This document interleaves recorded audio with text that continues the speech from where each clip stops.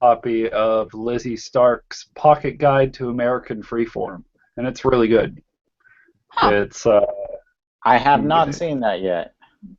it's kind of it's nice. It's a nice thin volume. I believe we're live. We are. Very But I'm well. still interested in this. I am. Well, Lizzie Stark has a lot of good stuff out there, too. I have Leaving Mundania, but I don't have... Yeah, I have that too. Yeah. She did that, and then she also did the like she just came out with this, and it's kind of neat. It talks about because her American Freeform is really different than the boffer LARPs that I'm really used to. I thought it was really enlightening seeing the concerns she had in there. Yeah. Much more like Freeform or Nordic LARP than... Well, and I wonder how even it differs from... I was having this conversation late at night at New World Magischola with other LARPers, like how these things even differ from what we think of as Nordic LARP and all of those. And how we can... I mean, I don't know that I want to put a label on anything necessarily, but it does help to talk about things that way. Well, it helps to have an understanding of what you're talking about. If like there is a definition of like this sort of LARP is like this, or you know, like a Nordic LARP is this versus like American Freeform, and like having a definition allows us to have a conversation about it. Mm-hmm. It lets you use a shorthand. So I think that like. And it lets people talk about like their play preferences very quickly. Where if you have somebody that likes to play like a tabletop game and they're like, oh, I play story games, and there's a lot of assumptions you can make based on that. They may not be entirely accurate, but I think it's helpful. But your connection's a bit staticky at the moment. I'm not sure why that happened. Mine? Yeah. Yeah. Yeah. I mean, your video seems to be fine, but your yeah, it's just the audio. How about now? I adjusted the bandwidth so it uses less for the video and more for the audio. Maybe a little better?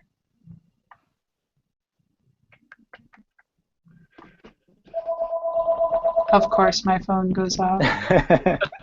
It's a good reminder for me to... All right. Columbus, Ohio is calling me. All of Columbus.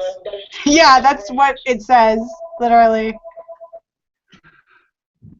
Okay. All the things are happening. All right, let's do. We should do an intro to people who are actually watching. Well, we have no viewers right now by my thing, but I am going to record this and put this up. So,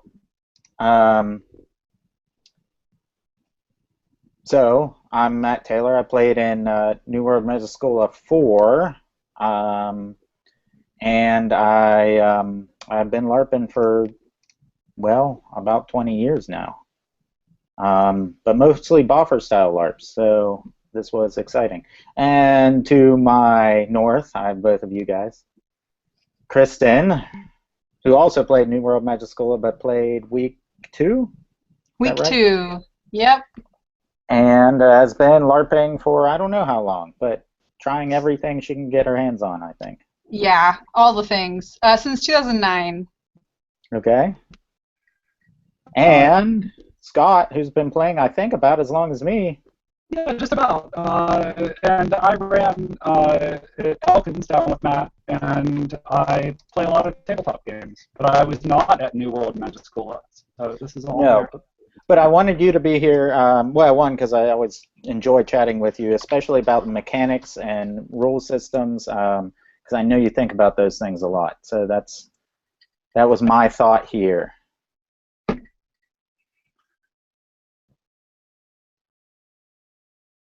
Okay, so let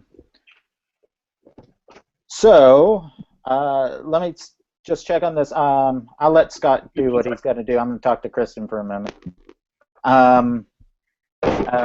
Kristin, did you play a student in week 2? Or Yes, I okay. played I played this character right here. Oh, okay. Her name is Estelle Bellevue. She's from New Orleans, and she was an astromancer, second year from Casa Calisela. I had a lot of fun with her. She was Good. a blast to play. Would you describe her as, are you willing to say dark, light, in between? She was very light. Okay. Although in a very, like, so her whole thing was that she was actually part of the prophecy, like, division, I don't know, of the astromancer Okay. school major. And so she had this sight and could like see into like the future and the past, you know, like different, she'd get visions essentially, or things would talk to her. And so her whole thing was about things being the way they were supposed to be, whether it was good or bad. So in that way she was very neutral, but she wanted things to turn out, you know, for the best, which is that mentality. That was kind of in my head what makes her very light, is that in her head everything is going to be fine and good. It might not be good now, but it will be in the end. So maybe more chaotic good. Okay. Are those terms from the LARP, or are those just terms you're applying to it? Are those mechanics from New World Magischola? Like which part? Like the light and dark? The light and dark. No, not specifically. I was given a background, like a whole character background, and kind of like their whole history and kind of the personality of the character that I could like mush and do stuff with and have fun with. So that was my first experience of this being something different, was getting my character, and, you know, yes, we could change our character and modify things, but also it meant that we're, you know, I mean, I hadn't been used to just creating character from scratch, except for when I NPC'd. Scott, have you played any games where you've been sort of handed a character? Well, in convention games, that's common. Okay. Well, that makes sense at a convention game, of course, because you've got such limited time. You don't have the time to establish things like relationships and all that if you don't have those. But traditionally, those games can also be ran at home, so you'll get Sure. a game that includes the pre-generated character. So a lot of horror scenarios work like that. I think that's a more common practice, but it's something that people either viscerally oppose or they're totally down for. Well, what I liked about this was that I was given my character, but I was given freedom to change some stuff completely on my own without even with no consequences. And I was given the opportunity to, of course, flesh it out as much as I wanted in any direction. And of course, you kind of have to, because the nature of it, it's kind of like an outline of a character rather than a full character. Yeah. And I was given the opportunity to work with a character coach to change anything that I didn't like about that character. Now, I didn't go that route. I accepted the character I was given. I just fleshed him out a lot more. But that was my first experience. Of course, you know, yeah, I understood that at sort of con games that you'd be getting that sort of thing. I knew that it happened at other games. I hadn't had the experience of. It's really different. Yeah. Like, I hadn't had the experience outside of a couple times I've worked at murder mystery dinners, and there I've been given a character, you know, whether it's, you know, but I've been working more as an actor in those situations, you know. So that was sort of my first experience of anything different. And then, well, and then there are the mechanics of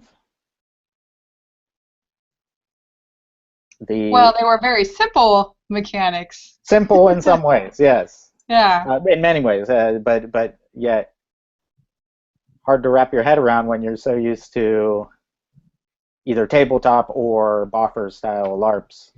Right. So the way that they had organized it was that basically you went into it knowing that you would do magic, but you didn't really know how you were going to do magic, or what the effects were, or when things would hit, or when you would be successful, because there's no rules saying any of that. I would freak out. Well, I'll tell you, Scott. My approach was when snippets came out about the world and they would include like spells that people could cast. I was like furiously memorizing those, like an idiot, because I didn't need to furiously memorize those. But like that was my part of my brain that works on that stuff, was like, here's a table of spells and you have to memorize that, because that's what I had to do to be a caster in other games. I had to memorize spell, what it does, what do I have to do as the caster?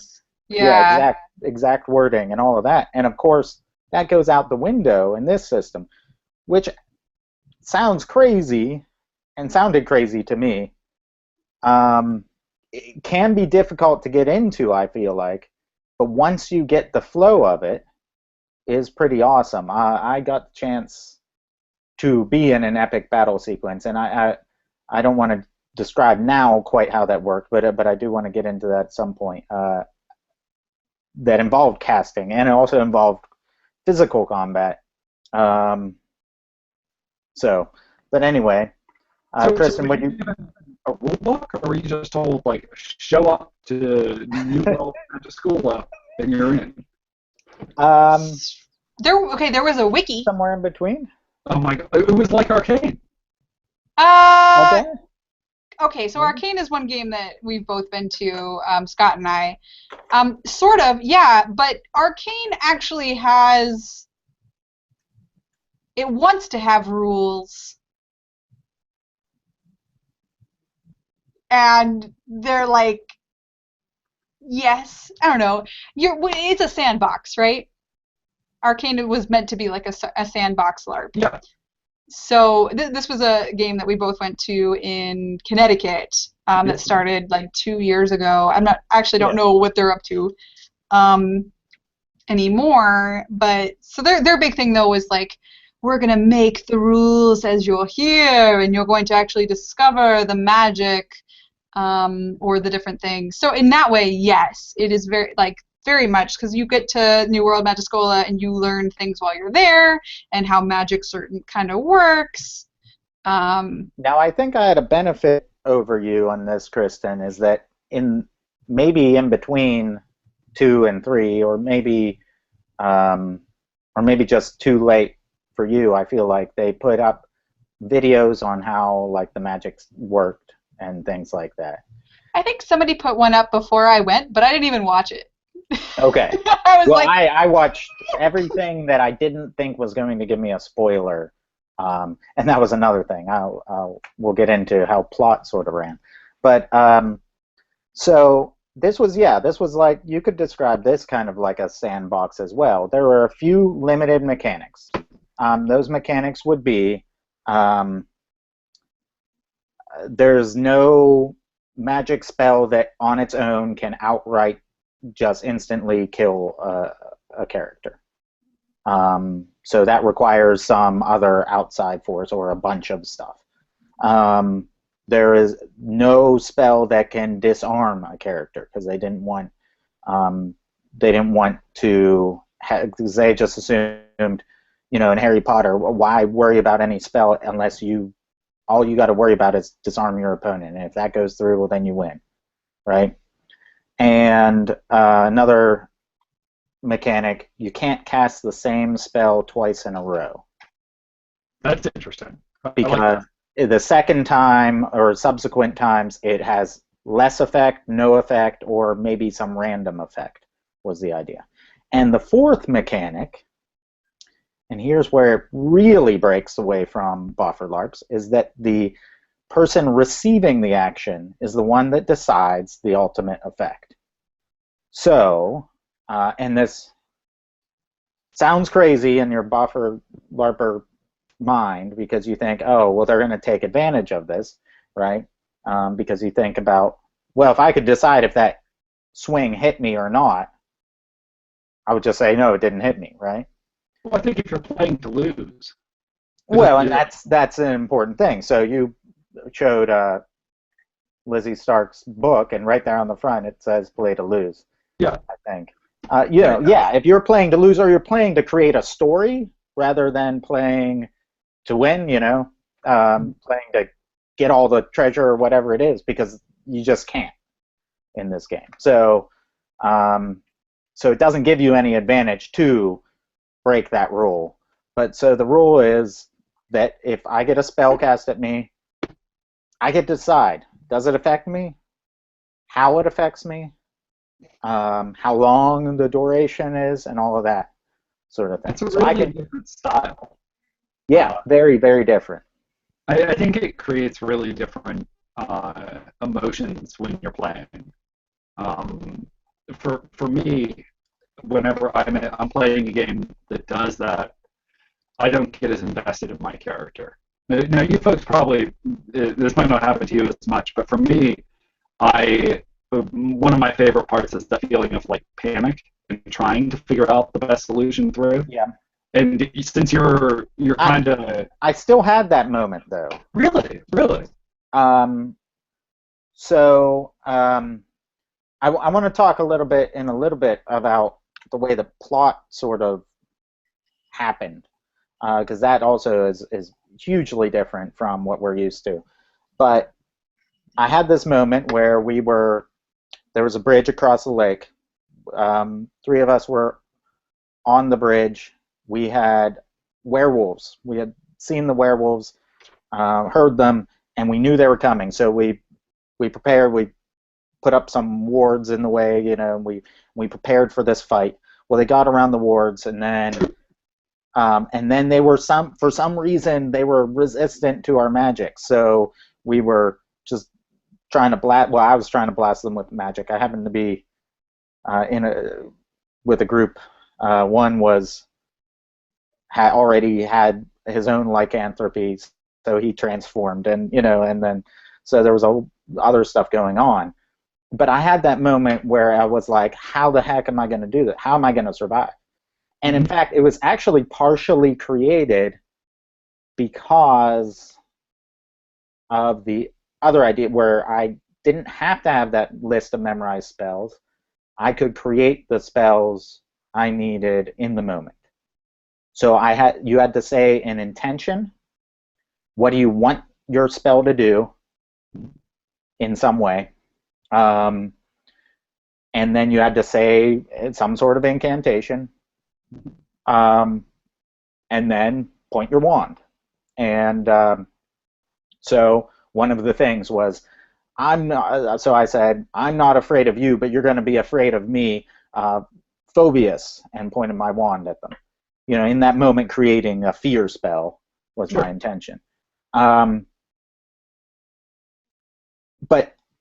because my brain is used to, these are the solutions that you always use in every situation. If I were in this situation at Nero as Feldspar, I'd imprison myself and wait till the werewolves go away and then try to figure it out, right? Yeah. To give myself that downtime to think about it. And here I wasn't able to do that. I mean, I guess I could have, but I didn't have like a go-to bag of tricks. So I had that moment of panic of trying to figure out what to do. Yeah, I had the hardest time casting magic, actually. And there was actually a specific moment where like I could do it. Like it was actually a beautiful role play.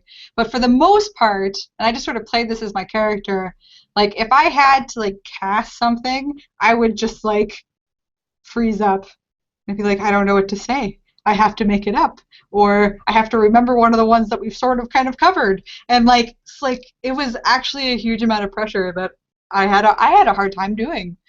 So yeah, I just put it into my character as being, I can do all this prophecy stuff, but cast actual incantations, psh, pshaw. Scott, you were going to say something? I think I think it works really well because you're only doing it for a weekend.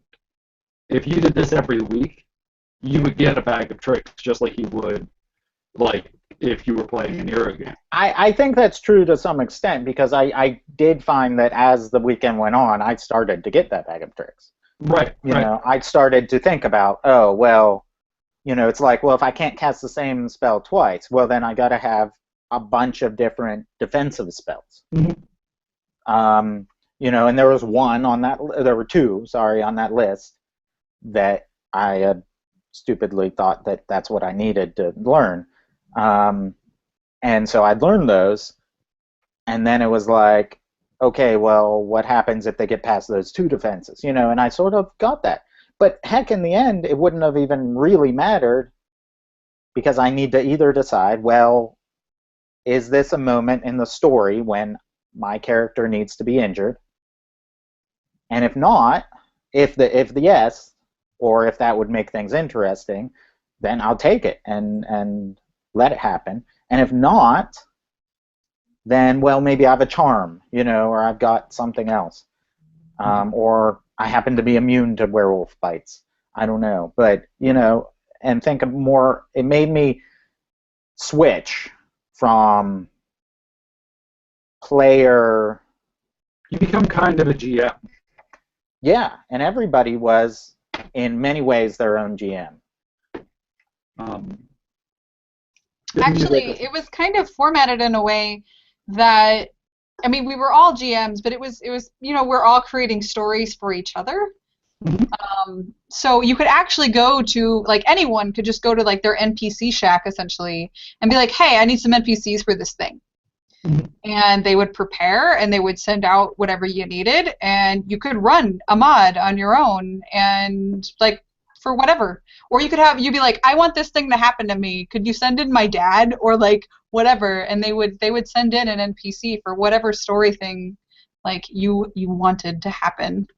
And in fact, I never encountered plot that wasn't originally directed by players.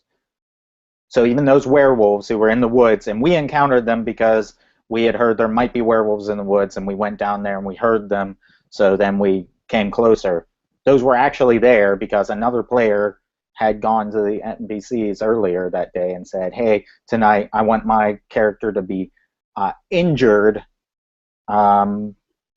in some big fight. And they were like, well, how about werewolves? Because those fit in with somebody else's plot idea. So that was incredibly interesting. There was very little that was, I think there was a little bit, but even this was kind of directed by those characters, those players who were not, maybe they were NPCs or they were, you know, whatever, or they were the kind of in between, like the faculty. I was faculty, so I felt a little bit in between being an NPC and being a PC. And then,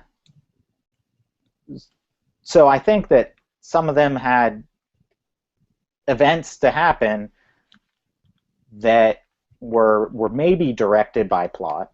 You need a lot less, like, but there wasn't much. You need a lot less of your traditional plot if everybody can add something to the stone soup. And then you, like, all of those people that are adding it in, since everybody's used to that, it's like it flows a lot more easily. Like, go ahead, Kristin. Yeah, no, just the flow was actually pretty spot on in terms of, like, if you wanted something, like, you wanted to go do something, you could do something. And, like, there was also the structure that was already created that, hey, we've got classes and you need to be at class at a certain time or go to a meal at a certain time. And that's already worked in there too, which is a huge part of your day. You don't have to go to class, but, you know, it was actually really fun to go to class. And there were, like, extracurricular activities that you could be part of. Like, I went to debate club. That was actually extremely fun. There was like a scavenger hunt secret society happening. And then you had homework after class. So, you know, and a lot of times that was at least my faculty, like my professors, created homework that would enable role play with other majors, essentially, people that I didn't have class with and wouldn't have like really interacted with otherwise. And they were usually like character building things. So like my mind magic class, our homework would be that we had to practice a spell that allowed us to like basically it would cause you to say whatever you were thinking. So it would be like an exercise in like freeform thought, and getting other people to do that as their character was pretty cool, like character building wise, and it happened like during the game. I think that like having that structure for the event and having it all like having that as like your lifeline that you can grab onto, where like like a traditional buffer LARP, it's always like it's 10 in the morning on Sunday or on Saturday. What am I supposed to do? And there isn't like a nice clean like if you don't have anything else going on, go to class. And I think that's a brilliant design. Yeah, I really like that, and then heck, I got way more sleep at this than I ever got at any other LARP I was a part of. Me too. I was like, I've got class today at 8 a.m., guys. I gotta go to bed. But it was like, part of it was that they were like, after 2 o'clock, there's nothing going out. You know, there's no NPCs going out. They were encouraging that sort of thing from happening, like that you would go and get sleep and then have a better play experience the next day. And I found I did have a better play experience the next day. In fact, it wasn't until Saturday night, the night before we left, that I didn't get any sleep. But that was because I stayed up all night talking with LARPers about the event. Yeah, like when it went game off, and you were just like, now I get to meet everybody. Sorry, Scott. How many days did it run? It was part of the day. It was like we okay. So here's what happened. We arrived Thursday about noon. We had some workshops that were required to attend, and I want to get into what some of the things that were discussed in those beforehand. Some of those were character building and some other stuff, but then there was and the sort of behind the scenes stuff. And then we were on Thursday, and then Thursday evening after dinner, we went into game, or like towards halfway into dinner, we went into game, as if we were there at dinner. And we played until Saturday. Saturday ended with a formal ball, and then at the end of the ball, they sort of turned it out of game, and you could stay in game and go hang out in one area, or you could go out of game and go hang out in another, or go to bed. So it's kind of the way. So that was the length of it. That's a lot of game. It was a lot of game. Like. Yeah, it was Thursday. Basically Thursday at around 6-ish until in game. Thursday around 6-ish until Saturday at 1. Yeah, in the nighttime. Yeah. Sunday morning of 1. Yeah. How much did it cost? It depends on when you got in on the Kickstarter. But I think it was like $475, I think, for yeah, it was somewhere like 400-ish, so like somewhere in the 400s. Yeah. I can't remember now how much I paid. Yeah. I mean, that paid for where you stayed, all of your food. 3 meals a day. Yeah, meal, like, and good, like, it's a big cafeteria, so you could eat, like, as much as you Buffet. wanted, Yeah, and whatever you don't wanted. Tell it to me. I'm just interested, like, Oh, yeah, but I'm just, Oh, like, yeah. for that kind of money. I mean, it was a And lot. that was my question. I was like, okay, well, I sort of bit into this because I wanted to go to College of Wizardry in Poland, and I was like, this isn't going to happen, right? And then I heard about this in the U.S., and I was like, what? I got to join in. I missed out on the first 2 rounds of the Kickstarter. So they did the Kickstarter. They were going to have one event.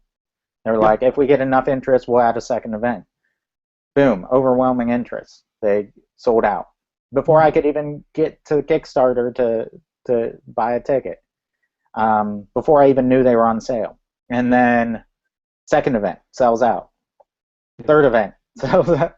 And then they add third and fourth events, and so it was like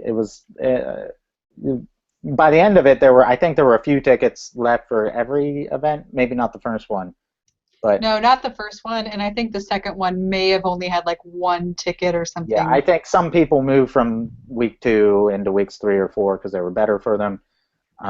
But 3 and 4 had some open spots. 4 had probably the most. So a lot of people just bought right in, and it was sort of that, just you got to get in there and get it, that sort of mentality. And then I was thinking about it. I was like, crap, what if this sucks? Right? I mean, it could have been terrible. Oh, yeah. I mean, imagine putting that much out for, some of the games that you and I have been to. And granted, they probably, well, heck, imagine putting that much out for some of the games that you and I have run. Well, I not just that, but it's also, I know that, I don't know how far the travel would be for you, but for me to get down to where the game is an endeavor. It's probably about the same. It's about 5 hours for me. I drove through Pittsburgh on the way there. Right. Like, but whenever some people were from California, and I know week 1 had people from Europe. Yeah, we had in week 2 we had several of the Europeans come over. And week 1, I believe there was even more of them who had originally created the one in Poland. So they were, that was a long way to go. I find that whenever I travel, anytime I have to travel for a LARP event, I'm not at my best. And it's tough, because, like... So I think I was there at the beginning of the event, but then because we had real meals and because we had, granted a dorm twin-size bed, but a bed, and all of that, I think Friday and Saturday I was on top of my game and into character and like really feeling it. A lot of people came early and were there actually on Wednesday night and found like a hotel or something beforehand. I kind of wish I had done that because I basically got there right as everyone was going into workshop, so it was like, get registered, go to and it was very rushed, and I felt very like nervous. And like I was like, am I gonna be able to get ready in time? Like, I hadn't even unloaded my car. Like, that was very nerve-wracking. So I want to talk about the workshops a little bit, and also about the hand signs and those mechanics as well, a little bit. So let's introduce Scott to those things. Okay. So there were several workshops that were at the very beginning of this event before you were even allowed to go in character. And a lot of it was kind of the assumption that a lot of the people that were there had never LARPed before ever, which was so exciting. Especially. My week was very filled with new people. We had a lot too. I honestly think most, I don't know the numbers, but it had to be like, for the LARP itself, I feel like there was just a huge amount of new LARPers, which is amazing. Like, so I think that most people are doing LARP activities that they don't call a LARP. Yes. Sure, yes. Is paintball a LARP? Probably not. Or maybe. I don't know. It could be if you've got a character. I feel like. An escape room is a LARP. Full stop. LARP-like. So, but if you ask somebody that went to an escape room, did they go LARPing? They will not say yes. Yeah. I don't know. Somewhere. An escape I mean, a room LARPer would. But could be. Yeah, you could go into it in a LARP mentality, but you can also do an escape room as just yourself. And then, is it really LARPing if you're only you? I mean, that's always the good. Like, you're at that point, you have like a scale, right? Like, I guess, yeah. You're not role playing enough. You're like, like, are the team metal guys from Nero, are they LARPing at all? Probably not. It's funny just because I know who you're talking about, but yeah. Team metal.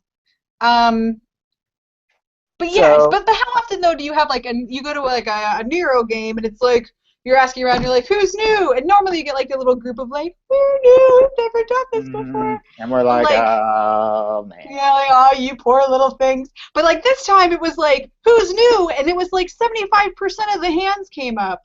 And like these are people who are like, I never thought I would do LARPing, or like I thought it was cool, but I'm really intimidated, or whatever.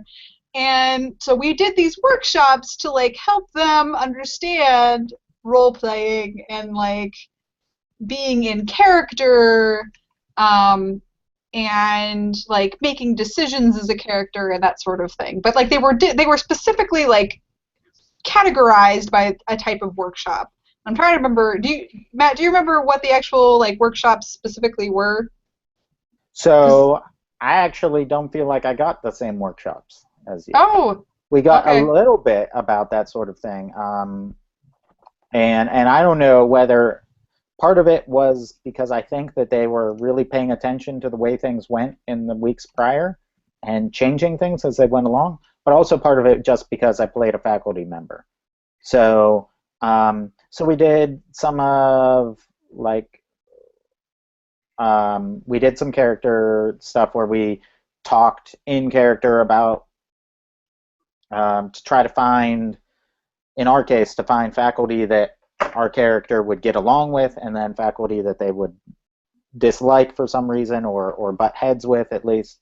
And then we did one of those things where you've got like a line and you're supposed to stand on the line depending on where you fall, where your character, in this case, your character falls in certain things. So that's interesting, making it like a physical thing where, like, if we were playing a tabletop, we would just say, like, on a scale of 1 to 7, how, like, villainous are you? Or how, like, and we would use, like, traditional D&D terms to say, like, well, what's your alignment, right? Well, that wasn't here. This was, how does your character feel about necromancy and the darker magics, you know? And then you would stand on whichever part of the line you agreed. And my character being, you know, all about being basically an ex-cop. He was, you know, far, and a good cop. He was far on the end against those things. But then there was somebody else who was way over on the other end, you know, and so it was like... And you're like getting to look now so you can... So you can see your relationship to each other. Yeah. Yeah. That's clever. Because part of it, too, is you're playing characters that should know each other, because, especially, like, I was a second year, it would be like, there's all these students that I should have known for at least a year. Like, so I need to have some idea of their character, even if I don't know, like, specifics. And I've never talked to them before. Like, really, in real life, I don't know. So... That's the hardest part about pre-generated characters is... Yeah.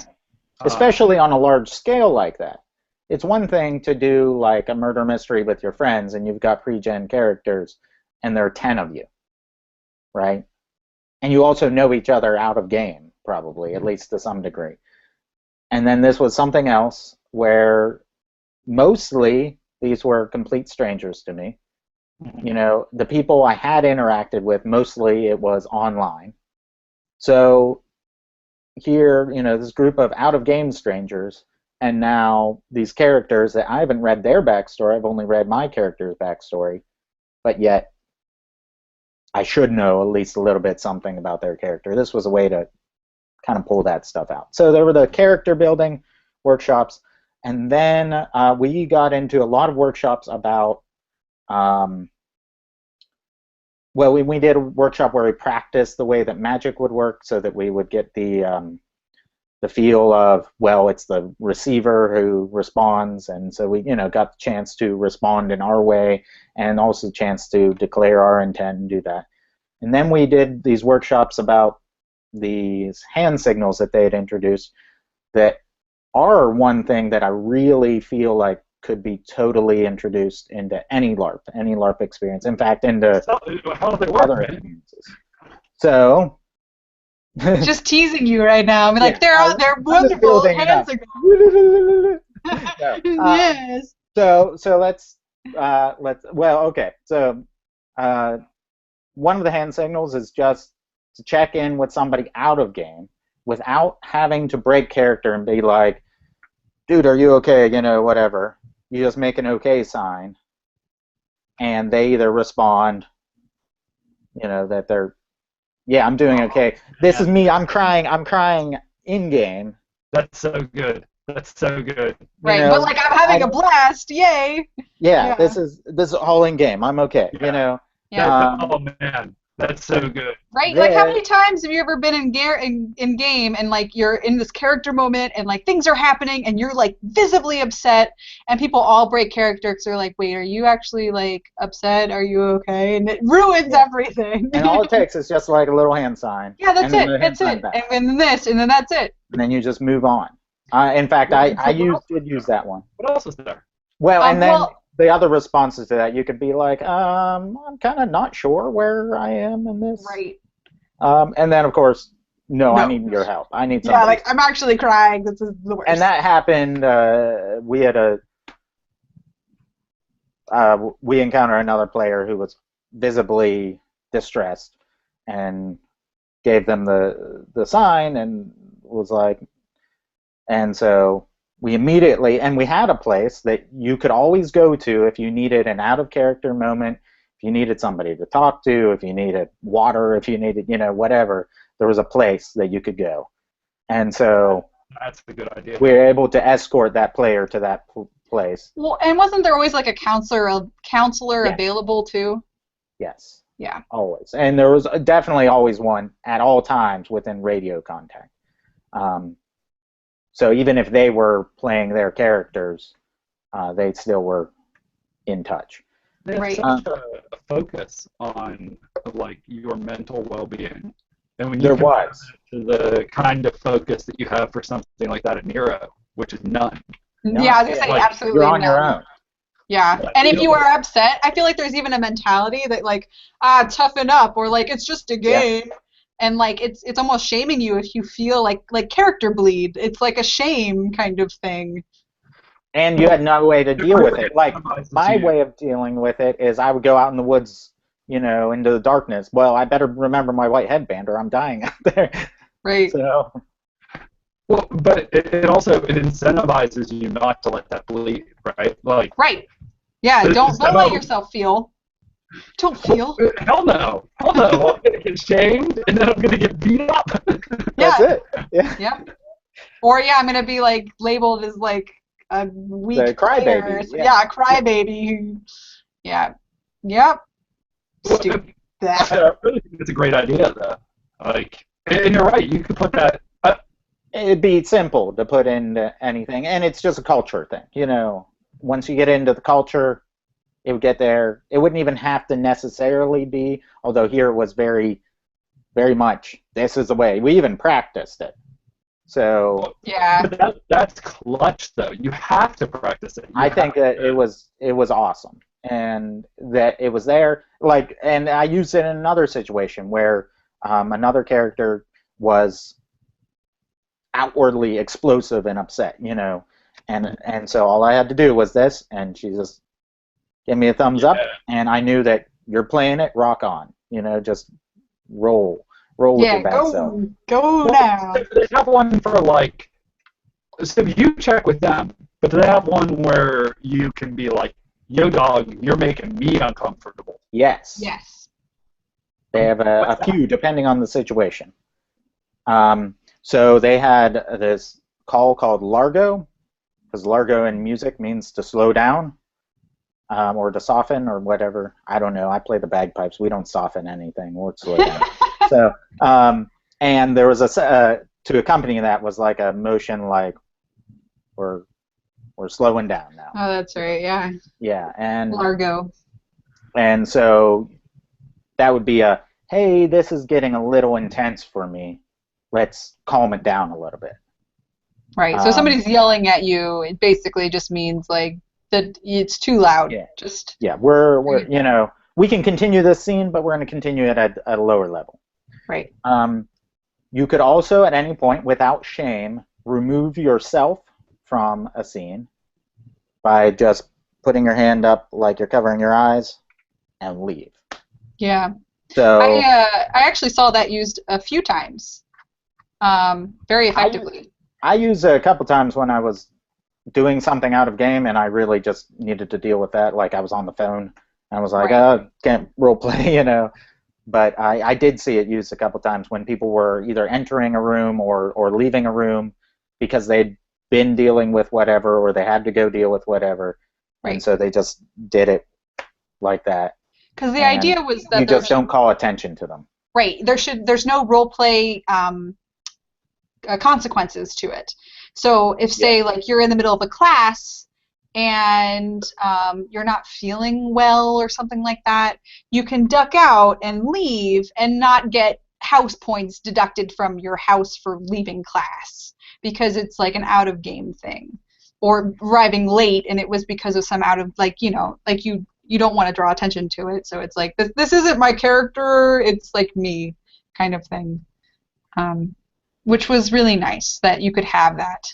And there was like also, I think it's tough for some, like Accelerant has that same rule. Okay. They call it the plague, and you say Accelerant does some of the same stuff. They have the plague where you can excuse yourself and be like, I've got the plague, and you can leave and excuse yourself from watching. Yeah. We also had that in, you could use that, we had a phrase, I have to go see the registrar, or I have to go see the counselor, and you could use that as an in-character way to excuse yourself at all times. And it was the same way, that was the verbal version of that. Yeah, the in-character-ish, basically.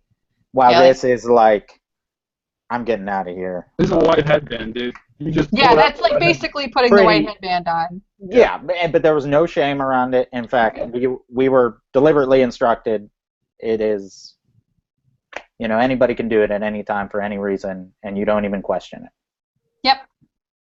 And I think that there needs to be a culture around not abusing it. Because I think that there are some situations where that could be bad, or it could break a scene. But it's putting more stress on the health of the players than the story and the scene itself.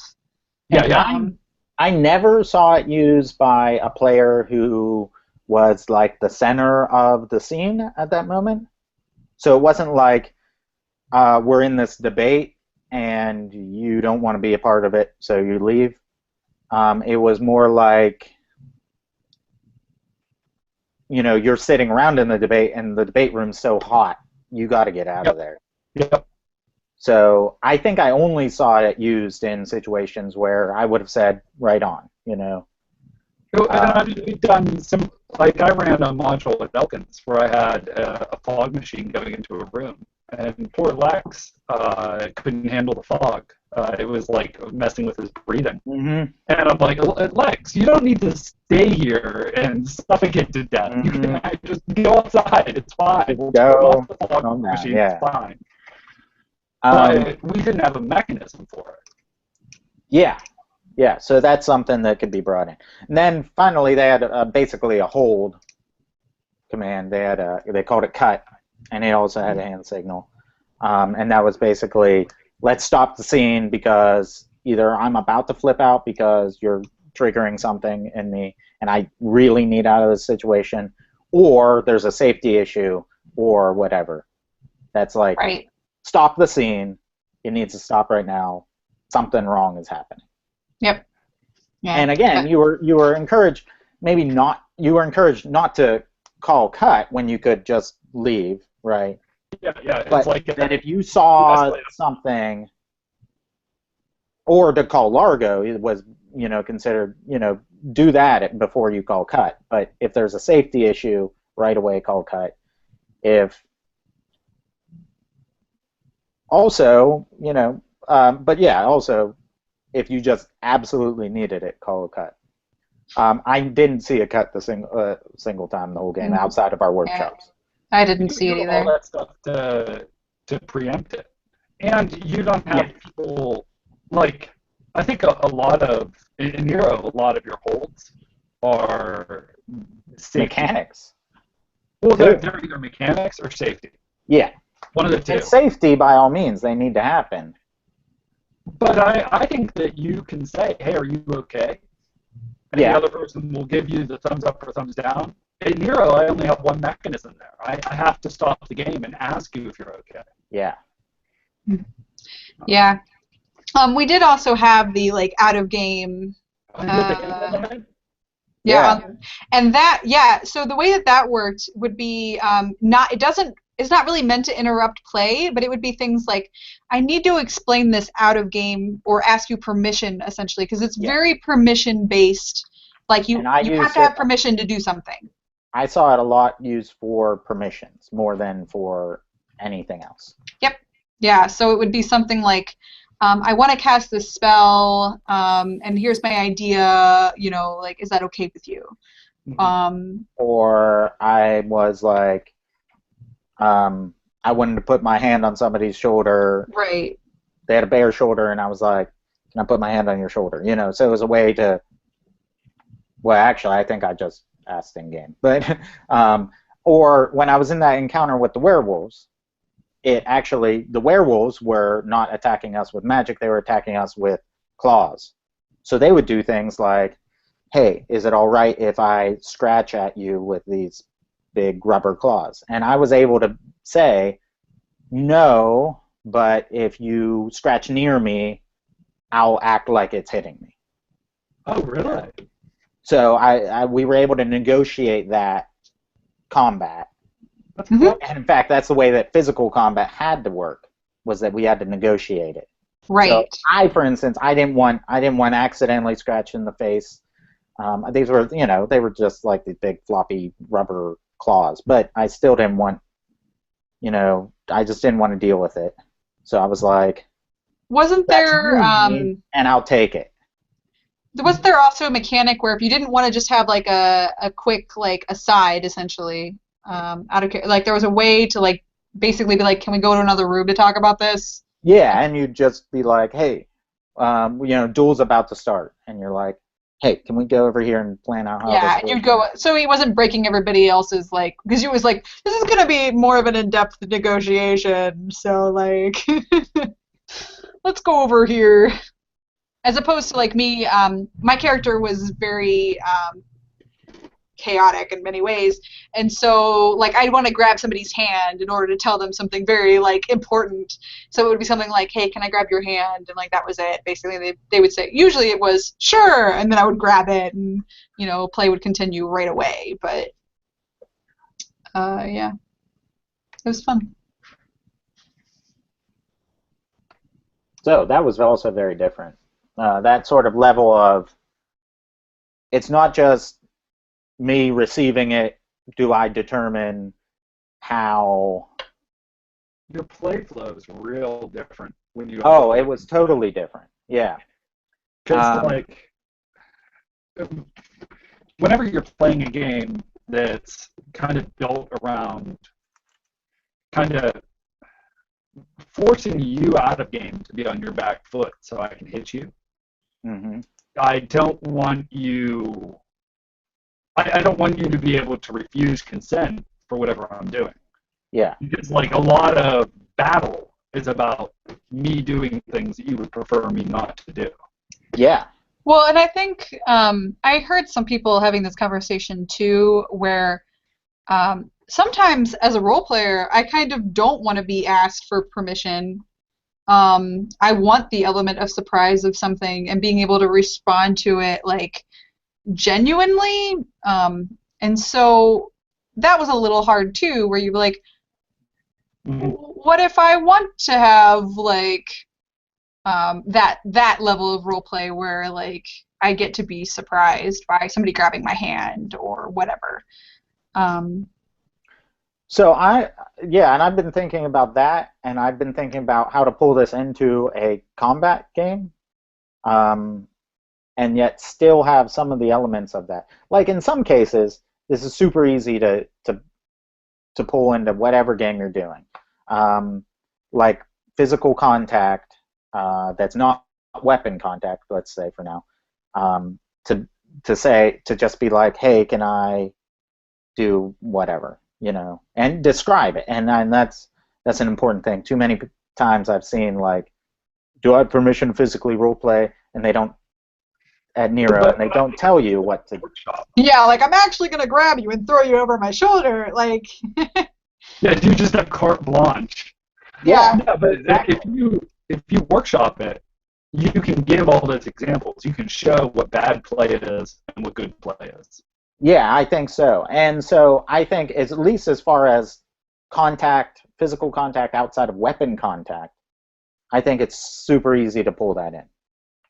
Now, I've been having trouble wrapping my head around a way to involve weapon contact into a LARP that would be similar, at least, in that, like, I kind of get to decide what happens with my character and so that sort of thing. Well, I mean, Conquest is a little bit like it, in that there's still a big like rule structure. I mean, it's not huge, but there are rules there and like hit points and things. But the culture is very much like you get to decide when your character dies, and there's a lot of one-on-one epic fights where like it's very theatrical, and in those ways, like, and they're actually amazing to watch, where like you got like a big undead out there on the field and it squares off against a paladin and they're fighting, and most of it's like very over the top, like I'm gonna punch you kind of things, but it works, but it has to be like at the very beginning there's like this culture that's like, we must make it look cool. Like, this must be a cool story. Like, I think that's when it works, not when I want to win, I have to win, how do I win? Then it doesn't. So it's really a culture thing more than anything. I think it's also in how you design your adventures, if you have adventures. Conquest doesn't have adventures, per se. So you don't have this pressure that the game is putting on you to think of the best way to use your spells or your abilities or the best way to hit somebody in the foot. Sort of. I mean, it does have adventures and plots and things are happening, but like, different scale. It's not like it is an adventure that's deliberately designed to force you to think creatively with all of your resources. You're putting on a production more. Just sort of depends. It does. But I think that the emotion that you get from an adventure that pushes you, like if you're playing a war game, you're trying to figure out like the most tactically advantageous way to succeed in the war game, not the best way to make the war game look cool for an observer. And I bought a wrestling role-playing game that talks about the audience.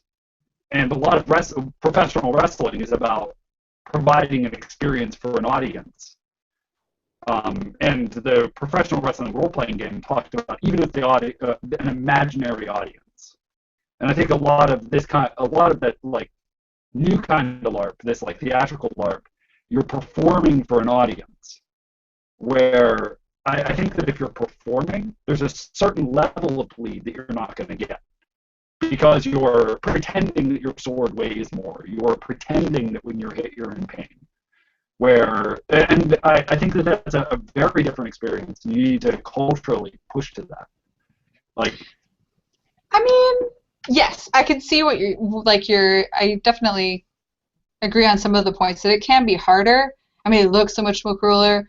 Although, when I've actually been in it and like everyone's kind of doing it, so that's some of my favorite fight moments actually, where like I'm defending somebody and I'm like yelling and basically like I will give my life to these people and you'll have to go through me and like that whole it was like a huge rush and then like afterward where it's like I'm still alive like it was still very I don't know the it was epic in both maybe everybody else's view, but mostly in my head. Yeah. And I think you bought into it. I think yeah, you have to. You have to, like, in your heart, you have to buy it. And I think that's kind of tricky. At least it's tricky for me. I have a hard time convincing myself to just buy all the way in. And I think I've been trained that way from years of playing like your Dungeons and Dragons or the games that you don't build a better scene. I think it's really hard to work backwards and then get there. I think it's almost easier to have like a new game and build back up. Yeah, I think so. Yeah, which maybe that's also part of the success for New World Magischola is the fact that there were so many new LARPers. Mm-hmm. And that it was a completely new world that we hadn't played in. I think it would be really tough to pull it into an existing game. I don't know. It's just something I've really been thinking about since I've been there, and I did have a great time. But I just keep running through my head, like, how do you pull this into your like typical fantasy style game? Because I was like, the whole time, I was like, this is really cool, but my sword arm is twitching. I want to hit some things. And that was a little bit of an experience. Arcane was kind of like that. Arcane had a lot of that participatory stuff. Mm-hmm. And I thought that was really interesting, but there were parts of the fights where once people started thinking not with their head but with their adrenaline, they stopped. I saw the roleplay get worse the more tight the fight was. Really? Oh yeah. People would get hit and they would go back. They would fall into their instincts. They would fight very tactically. The harsher the fight got. And I had never seen anything quite like it. I'm like, wow, everybody. It's like the veneer of diplomacy goes off, and you resort to like base instincts. I mean, that makes sense. The more adrenaline's like going on, in a real life situation, you are only going to perform 50% as well as you would normally. So add adrenaline to like any situation, and it's hard. I mean, it's harder to think. It's hard, which you kind of have to think in order to roleplay. Yeah, well, because you're acting contrary to what you would do normally. That's like the heart of role-playing, is like, well, I am not a greedy person, but my character is very greedy. Or I am not yeah. I mean, in some ways you're like your character too, but yeah, absolutely. So being in a high-stress situation where it feels like you're suddenly, you're actually fighting for your life here, like that I could see where it's harder to be that character in those instances. It is true though that here at New World Magischola, I didn't have the one type of experience that I think, Scott, I think this is the type of experience that you would relate to, and the type of experience you really like LARPing. Being in the woods alone at one of my first Nero events, and knowing that there were creatures out there that could kill me easily, and barely knowing my way around that campground and being like, sure, I was going to get jumped here in the middle of the woods. And that didn't happen, and by the nature of the way that the game works, it couldn't really happen. Mm-hmm. I mean, there were times that I got roped into other people's plots, right? And so, you know, it was like a what do we have here type of surprise. It wasn't a oh my gosh, you know, what do I do? I'm afraid type of surprise. Well, yeah. And like I have a friend that went to an Euro game, and something, some sort of terrifying experience happened. Like exactly the kind of experience that like you were saying that I would love. She's like, after that, I just had night terrors, and she had trouble sleeping for like a year. And I'm like, oh no. And I think that. I think that sometimes these unpleasant experiences that we really like, those are some of the experiences that we're going to end up, like, in order for these things to work for civilians, for people that aren't into this, like, unpleasant part of the experience, then that needs to get cut out. Like, you're just not going to happen. We can't have that anymore. Yeah. And that's basically what this was, you know. Yeah. One, you know, if that were to happen, if the werewolves were to jump out at you in the woods, you could just say, "No, I'm going. I'm leaving. I'm out of here." Exactly. Exactly. Or you could say, "Margot, or cut. This is too much for me." I don't think it really like took away from the story, though. Oh God, no. So, like, what are you really losing? I thought about this, and I think that while I do want to bring in a lot of these ideas into the next LARP that I'm some part of, I think I'd like a little more plot control. I'd like a little more centrally driven plot, rather than from everybody. Rather than, you know, just from players. Although I did like that element, I think that if you build that in, right, and the more you encourage that sort of thing, the better, because I think that made a lot of the great moments for me. I think that's tricky. I also have been thinking about, is there a way to sort of show to display my preferences for things like surprise, or my things like certain types of physical contact. Right. You know, can I wear like an armband of a certain color and say, you can come at me with any foam weapon you want? So I think that we start to we already do that at Nero. We have the page people. Mm-hmm. And the page people have effectively opted out of all of the buffer LARP parts of Nero. But there's shame in that as well, unless they're young. And that's an opt-out culture versus what they've created here, which is an opt-in culture. Absolutely, but like some sort of, and it's a bad system. Like, but that demarcation exists in a game like Nero. Okay. But the page program, I think one of the big problems with it is it doesn't tell you enough. It's not granular enough, right? Yeah. You might be paged because you can't really stand to get hit with a buffer, but you can get hit with a spell packet. It'll be fine.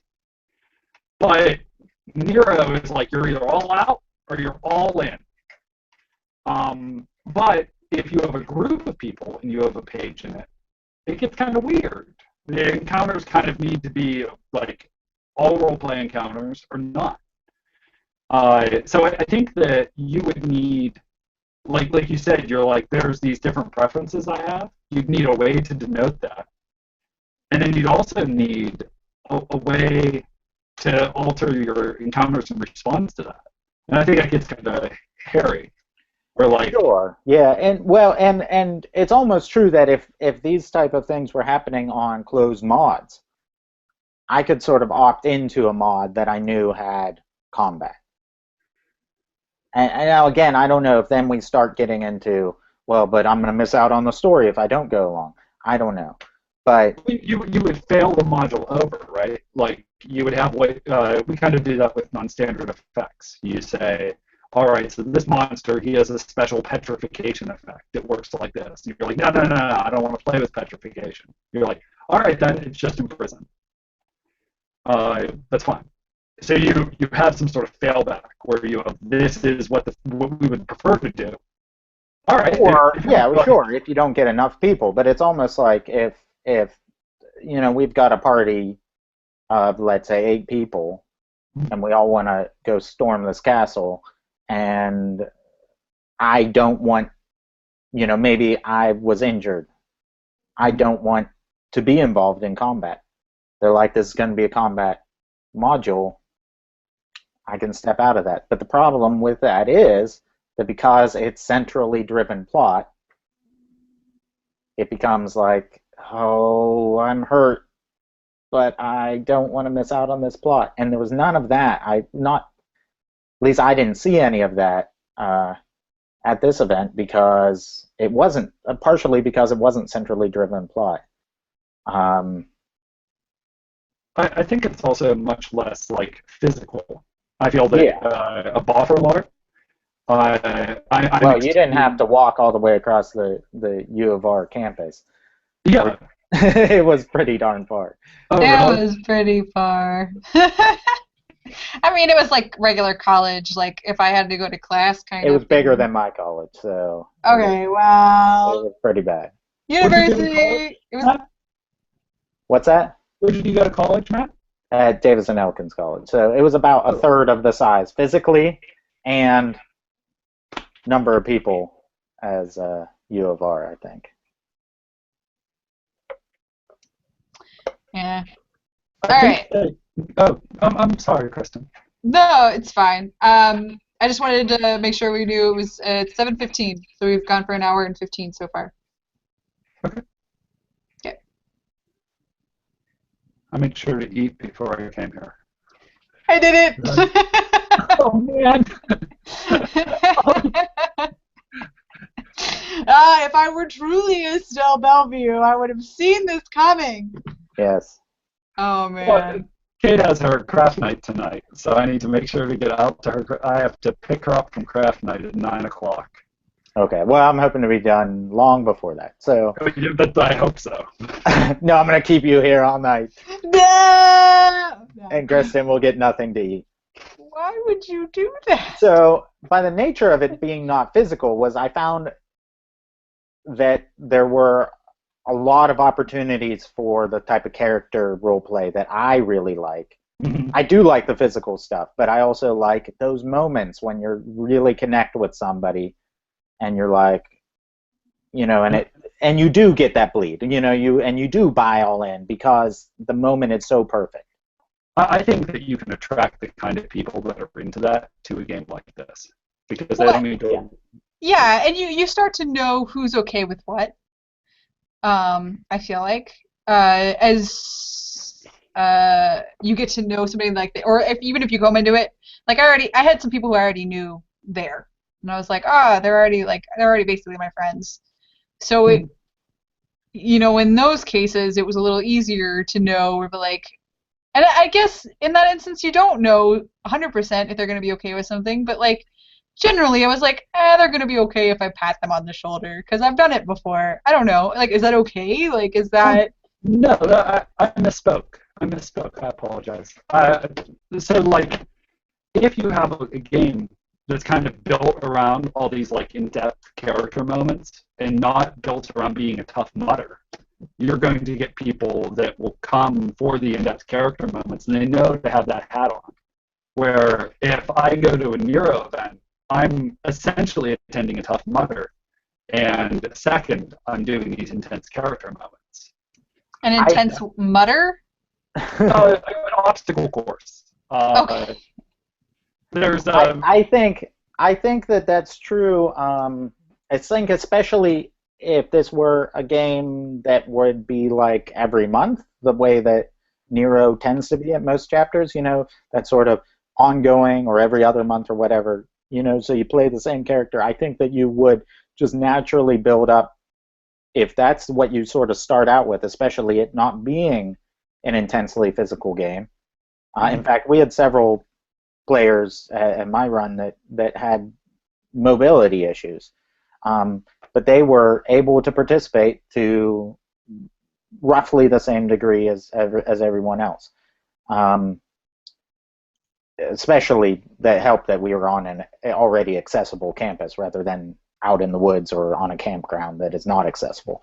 But that being said, I've seen people who arrive at a boffer LARP that do have trouble moving around or have trouble physically with the combat, and they kind of get left out of a lot of that. And I didn't feel like that was the case in this case. And also, I think you're right that naturally people will just learn to expect that this is the game where we go and we get intense with our characters and we have those moments and we do that. That being said, my best intense character moment, was because I had arranged beforehand to have sort of we'd arranged to have a history sort of beforehand. So, and I think the unfortunate part about my run especially, and it sounds like run 2 as well, being a lot of new LARPers, was that most people didn't really know to do that beforehand.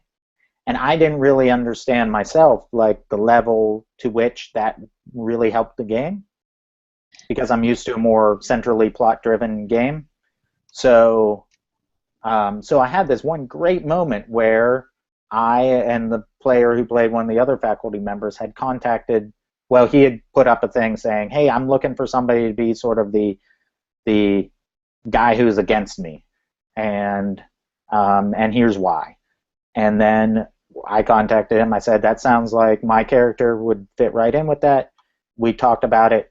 We talked about basically his character, in the view of my character, they had both been ex-marshals, which were sort of the ex-cops. And while mine was, like this is the way we do it, always by the book, his was thought to be a good cop gone bad. He had killed his partner and had been thrown in jail for it. So, but yet was now out and teaching at this school. So it was like perfect arrangement. And then we had this we had a lot of little tiny moments, right, where we sort of like glared at each other, made comments about each other. But then we had this one like great, two great moments like in succession. But we had sort of planned that. And you probably also had a sense of pacing too. I think that if you get used to playing. Oh yeah, absolutely. You're like, you know what? We're gonna have to have our fight before the end of this adventure. Oh yeah. Like we have to pay this off. Yeah. So that happened Friday night, and it was perfect timing. That's soon. Well, if you think about it, that's the perfect time, because it needed to happen at nighttime, because he was a werewolf and he needed to transform. He sort of dictated the pacing of it though, and sort of let me in on, by planning where things would happen and what, so we sort of had some moments Friday throughout the day and at meals and whatnot. And then late Friday night, it was like 11 o'clock or midnight Friday night. That's when, all this sort of came to a head. But if you think about it, if we'd left it too long, the ball was sort of supposed to be the ball, and there wasn't supposed to be extra You're not plot supposed to have a during big that. battle during the ball. Yeah, exactly. So we couldn't really leave it to then. If it happened after that, it was going to be sort of anticlimactic after, because that was supposed to be sort of the main thing. So it was right, and he really dictated the pacing of it, but it was the right timing. So I wish I had spent more time making relationships beforehand as well. I didn't do it at all. Not even a really not even a phone, not even a little bit. So let me talk on that a little bit. So I wish I'd done it more, and I think that was another difference for me, because when I started LARPing, I started at Pro at Pittsburgh, their chapter in Nero, and a lot of my out-of-game friends were going there, and that's how I knew it, and my brother, and so like that's how I even knew that it was a thing. So I went with this group.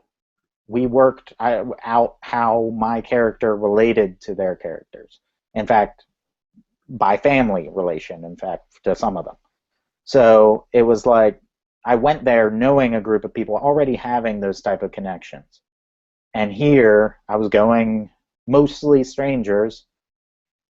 I needed to do more of that, building up the character and building up the connections. And now, I'm planning on going back next year. A lot of us who are playing, yeah, I've already been sold. Yeah. Yeah, I've already signed up.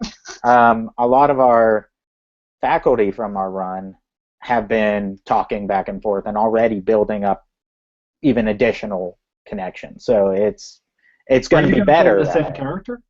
I'm planning on it, and a lot of our faculty said, if most of the faculty come back as the same character, we're going to try to be the same faculty again, at least as much as possible. Yeah. We were given the option to pre-reg essentially at the end of the game, and immediately I did. Yeah. Though I did find, even though I didn't create those relationships beforehand, because of our workshops and everything, it still did make it easy to figure out connections and to make them during the game. So obviously it wasn't like you had to have fun.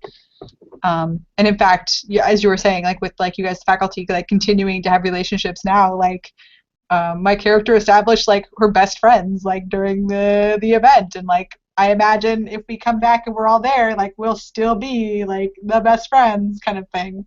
So we talked about some of this, but we've got a question here from Mark M. What do you feel are some of the aspects from NWM that could be integrated into standard US LARPs without major changes to their rule set or even to their play style? So I think that if you're going to take any of these things and actually change your standard LARP, you're going to be changing either your rules or your play style. You're going to change something. And the consent-based culture would be interesting, but it would dramatically change the play style. Because Nero, in a lot of ways, is about me doing things without your consent. In combat, it is, though. Even outside of combat, even if we're in a role-play situation. And that's where I have the problem with it, though, the most. And that's where my eyes were sort of opened in this, just to be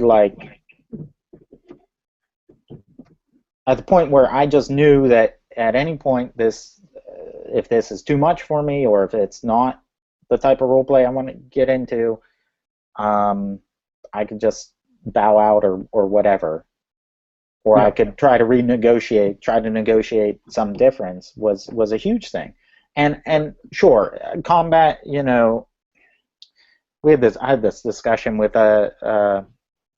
several people. I don't want to call anybody out, but the question of whether a combat LARP that does pull in some of these things sort of needs two systems. A combat system where, you know, we're governed by this rule set and this is the way things work. You know, you hit me with a spell that has a certain effect, I take that effect. Very tight rulings. Yeah, and yeah, even to the point where you have to say, well, if they already have this spell on them and then, you know, they're hit by this spell, then this thing happens, you know, or what, you know, that even that there has to be errata and rulings on those things. It shows you what the type of rules that we're talking about. While outside of that, when we do get into just a character situation, why couldn't I have the power to be like, if Plot shows up with my long-lost granddaddy, can't I be like, wait a minute, my granddad's still alive? Or, you know, let's renegotiate this a little bit. Or I can be like, or if they show up, I don't know, we're having this moment, and well, I just... Let's use a real example. This didn't go, like, I ran this module, and I ran 2 modules, and they both went terribly. I ran one for Nancy. No, I ran one for Crystal, and Nancy played Crystal's character's mother. Okay. And Crystal wrote this whole character history, and her mother is this life elemental. And I'm like, okay, so what can we do that's interesting with this? And I'm like, I wrote up this thing where the life elemental is this controlling bitch and is trying to manipulate Crystal's character into doing her dirty work. And it was very much not what Crystal had intended. And Crystal had said that she enjoyed it. She thought that it was interesting, but I definitely was playing with the consent that I was given. She's like, run a plot! And I'm like, all right. And I didn't use it the right way. And I think that we would need to have a better way to negotiate that. And yes. in most of these games, it doesn't exist, right? It doesn't exist at all. Yeah. Yeah. So you're just screwed. This character's in there, it's doing things, and you have no way to stop the train. Mm-hmm.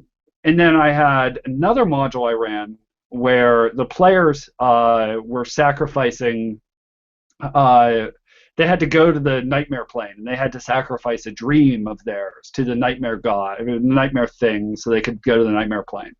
And they all were real cagey with the dreams they sacrificed. They didn't do the activity I wanted them to do, which is take like 2 or 3 minutes and talk about a dream and offer it up as a sacrifice to this thing. Mm-hmm. But if I had these rules, I could have said, yo, dog, take a little bit of time. This is like a role play thing. Talk about your stuff. And if that's already a little bit of the culture, it's like, hey, this is how we do these things, is this talk through this character building, rather than let's get through this as quickly as we can because I want to play nightmare elementals. Yeah. Well, yeah, and you're right, as tactfully, yeah. So I think the biggest thing is to have situations that are safe enough that you do not need to behave tactically. And then be explicit about that so that people can do theatrical role-playing inside of those non-tactical spaces. That would be my thing. What about you, Kristin?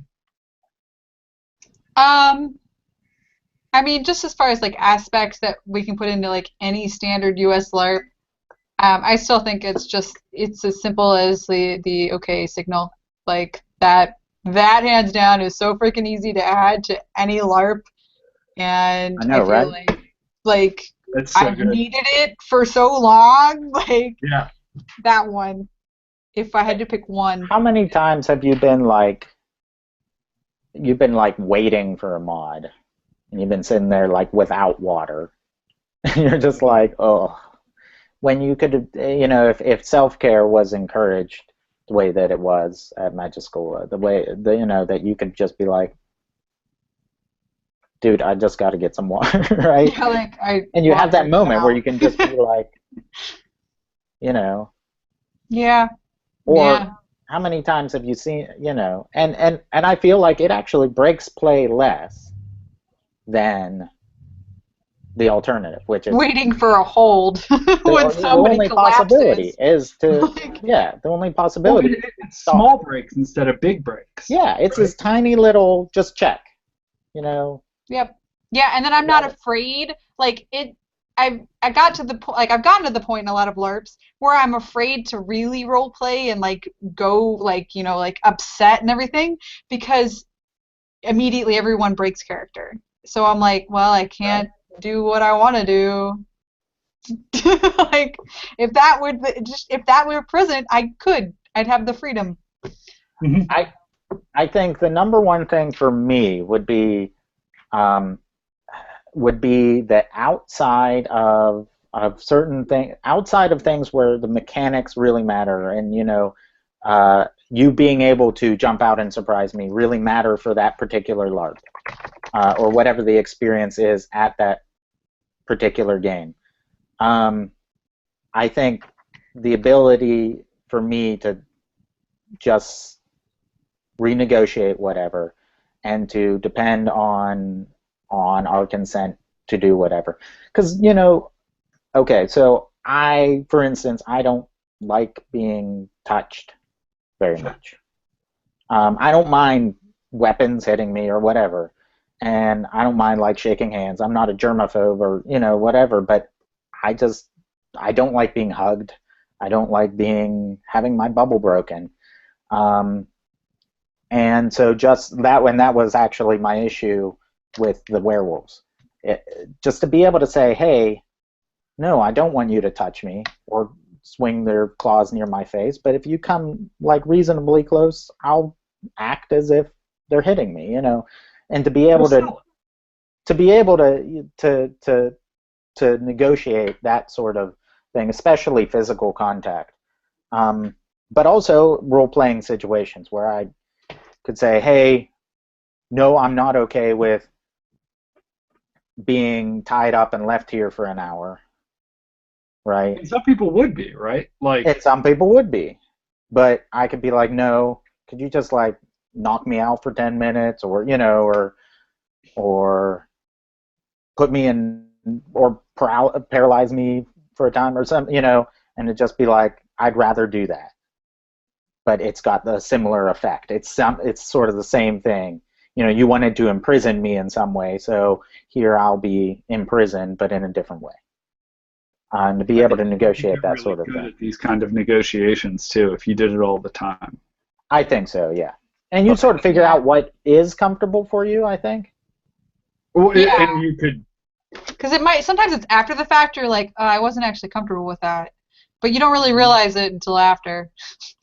And then it's like, okay, well, if that happens again. I remember an event that I was running where we had visiting players from 2 different areas, and the one player had been a long-time player, said to one of the players from the other area that had not been playing very long, less than a year, said, do I have permission to physically roleplay?